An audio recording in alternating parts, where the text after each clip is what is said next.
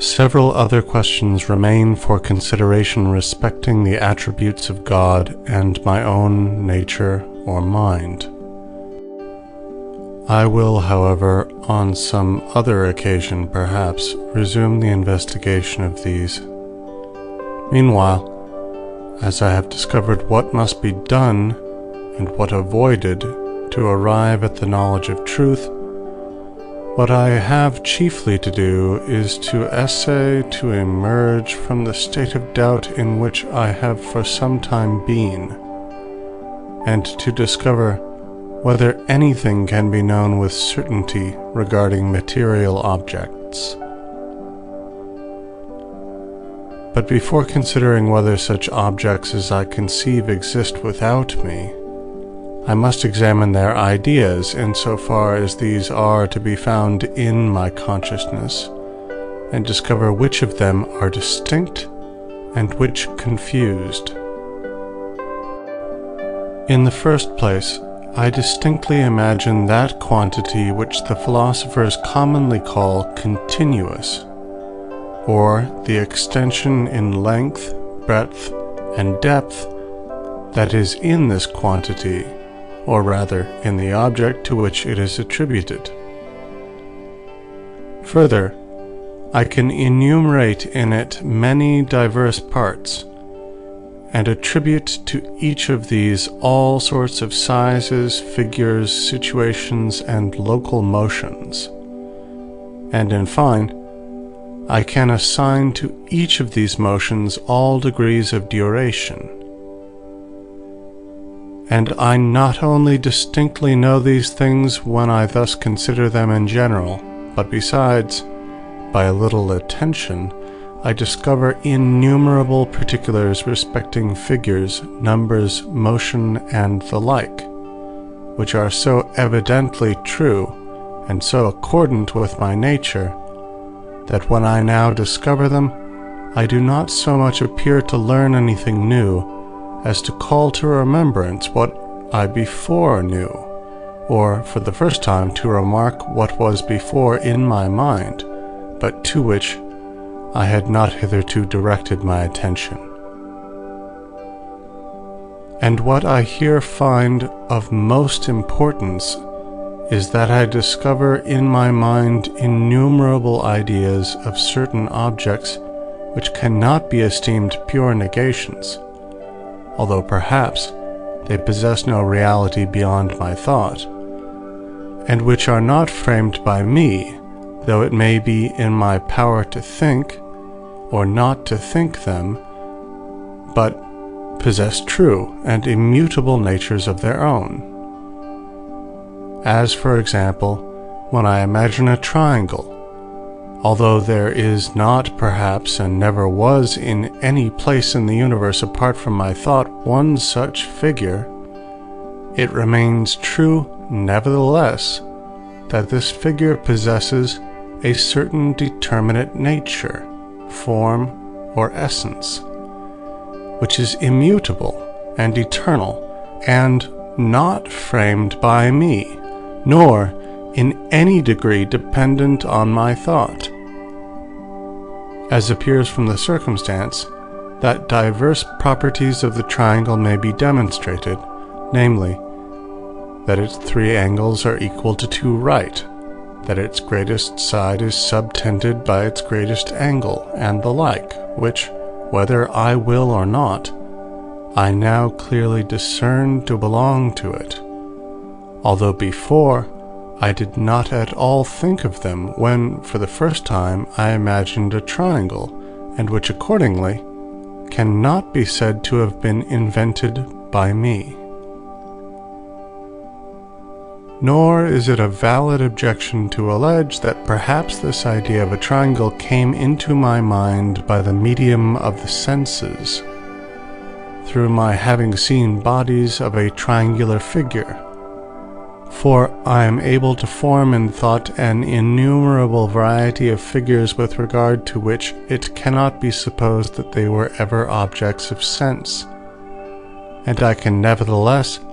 demonstrate diverse properties of their nature no less than of the triangle, all of which are assuredly true since I clearly conceive them, and they are therefore something, and not mere negations. For it is highly evident that all that is true is something, truth being identical with existence. And I have already fully shown the truth of the principle that whatever is clearly and distinctly known is true. And although this had not been demonstrated, yet the nature of my mind is such as to compel me to assert to what I clearly conceive while I so conceive it. And I recollect that even when I still strongly adhered to the objects of sense, I reckoned among the number of the most certain truths those I clearly conceived relating to figures, numbers, and other matters that pertain to arithmetic and geometry, and in general to the pure mathematics.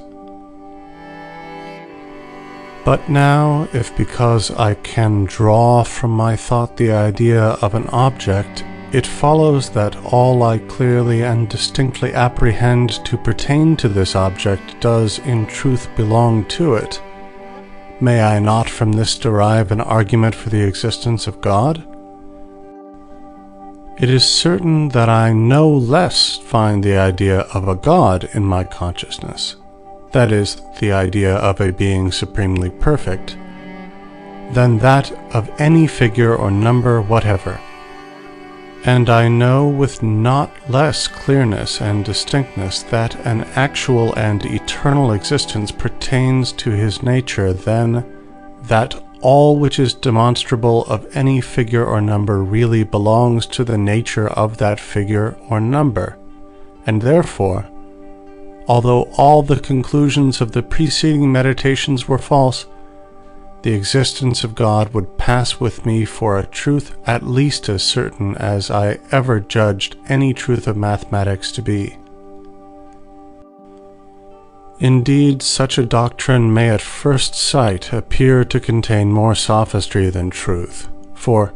as I have been accustomed in every other matter to distinguish between existence and essence, I easily believe that the existence can be separated from the essence of God, and that thus God may be conceived as not actually existing. But nevertheless, when I think of it more attentively, it appears that the existence can no more be separated from the essence of God than the idea of a mountain from that of a valley, or the equality of its 3 angles to 2 right angles from the essence of a rectilinear triangle,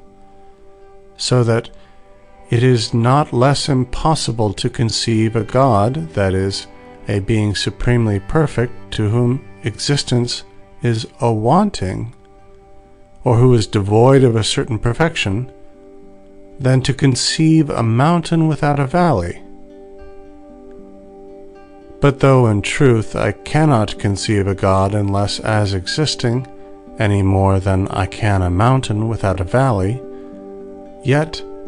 just as it does not follow that there is any mountain in the world merely because I conceive a mountain with a valley, so likewise, though I conceive God as existing, it does not seem to follow on that account that God exists, for my thought imposes no necessity on things, and as I may imagine a winged horse, though there be none such, so I could perhaps attribute existence to God, though no God existed.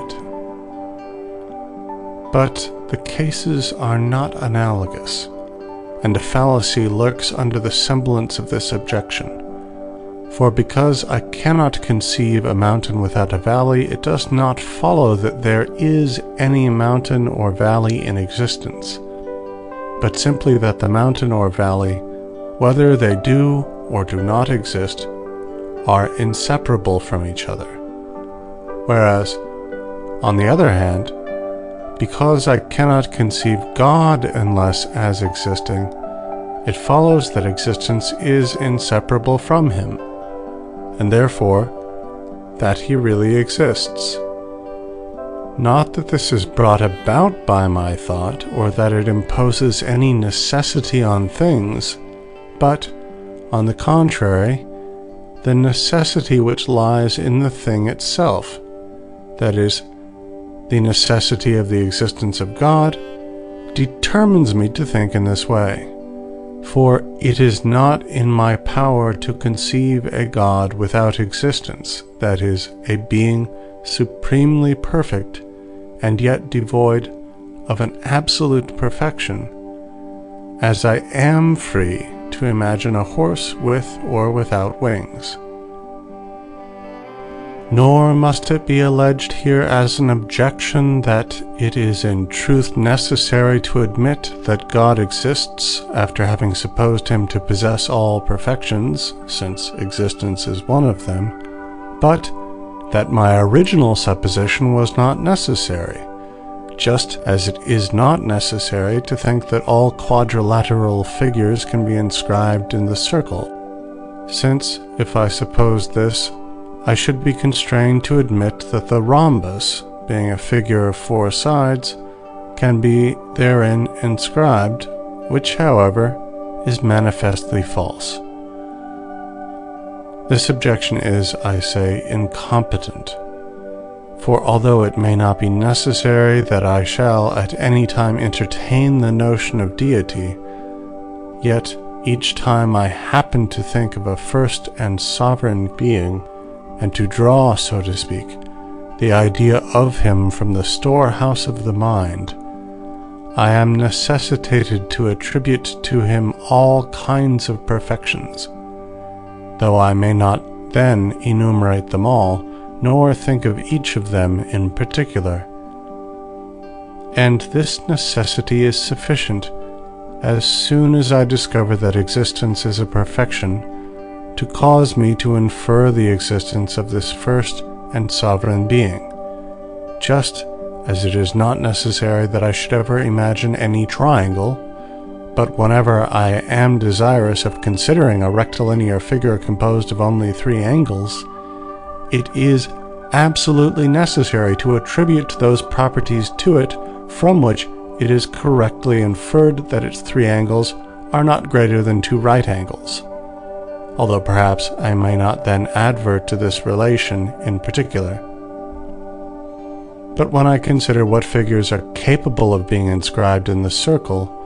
it is by no means necessary to hold that all quadrilateral figures are of this number. On the contrary, I cannot even imagine such to be the case, so long as I shall be unwilling to accept in thought aught that I do not clearly and distinctly conceive, and consequently there is a vast difference between false suppositions, as is the one in question, and the true ideas that were born with me, the first and chief of which is the idea of God. For indeed, I discern on many grounds that this idea is not factitious, depending simply on my thought, but that it is the representation of a true and immutable nature. In the first place, because I can conceive of no other being except God, to whose essence existence necessarily pertains. In the second, because it is impossible to conceive 2 or more gods of this kind, and, it being supposed that one such God exists, I clearly see that he must have existed from all eternity, and will exist to all eternity. And finally, because I apprehend many other properties in God, none of which I can either diminish or change. But indeed, whatever mode of probation I in the end adopt, it always returns to this, that it is only the things I clearly and distinctly conceive which have the power of completely persuading me. And although, of the objects I conceive in this manner, some indeed are obvious to everyone, while others are only discovered after close and careful investigation, nevertheless, after they are once discovered, the latter are not esteemed less certain than the former. Thus, for example, to take the case of a right-angled triangle, although it is not so manifest at first that the square of the base is equal to the squares of the other two sides, as that the base is opposite to the greatest angle, nevertheless, after it is once apprehended, we are as firmly persuaded of the truth of the former as of the latter. And, with respect to God, if I were not preoccupied by prejudices, and my thought beset on all sides by the continual presence of the images of sensible objects, I should know nothing sooner or more easily than the fact of his being. For is there any truth more clear than the existence of a supreme being, or of God, seeing it is to his essence alone that necessary and eternal existence pertains? And although the right conception of this truth has cost me much close thinking, nevertheless, at present, I feel not only as assured of it as of what I deem most certain, but I remark further that the certitude of all other truths is so absolutely dependent on it, that without this knowledge, it is impossible ever to know anything perfectly. For although I am of such a nature as to be unable, while I possess a very clear and distinct apprehension of a matter, to resist the conviction of its truth, yet, because my constitution is also such as to incapacitate me from keeping my mind continually fixed on the same object, and, as I frequently recollect a past judgment without at the same time being able to recall the grounds of it, it may happen meanwhile that other reasons are presented to me which would readily cause me to change my opinion if I did not know that God existed, and thus I should possess no true and certain knowledge, but merely vague and vacillating opinions. Thus, for example, when I consider the nature of the rectilinear triangle, it most clearly appears to me, who have been instructed in the principles of geometry, that its 3 angles are equal to 2 right angles, and I find it impossible to believe otherwise, while I apply my mind to the demonstration. But as soon as I cease from attending to the process of proof, although I still remember that I had a clear comprehension of it, yet I may readily come to doubt of the truth demonstrated, if I do not know that there is a God, for I may persuade myself that I have been so constituted by nature as to be sometimes deceived, even in matters which I think I apprehend with the greatest evidence and certitude, especially when I recollect that I frequently considered many things to be true and certain, which other reasons afterward constrained me to reckon as wholly false. But after I have discovered that God exists, seeing I also at the same time observed that all things depend on him, and that he is no deceiver, and thence inferred that all which I clearly and distinctly perceive is of necessity true, although I no longer attend to the grounds of a judgment, no opposite reason can be alleged sufficient to lead me to doubt of its truth, provided only I remember that I once possessed a clear and distinct comprehension of it. My knowledge of it thus becomes true and certain, and this same knowledge extends likewise to whatever I remember to have formerly demonstrated, as the truths of geometry and the like. For what can be alleged against them to lead me to doubt of them? Will it be that my nature is such that I may be frequently deceived? But I already know that I cannot be deceived in judgments of the ground of which I possess a clear knowledge. Will it be that I formerly deemed things to be true and certain which I afterward discovered to be false? But I had no clear and distinct knowledge of any of those things, And being as yet ignorant of the rule by which I am assured of the truth of a judgment, I was led to give my assent to them on grounds which I afterward discovered were less strong than at the time I imagined them to be. What further objection then is there? Will it be said that perhaps I am dreaming, an objection I lately myself raised, or that all the thoughts of which I am now conscious have no more truth than the reveries of my dreams? But although in truth I should be dreaming, the rule still holds that all which is clearly presented to my intellect is indisputably true. And thus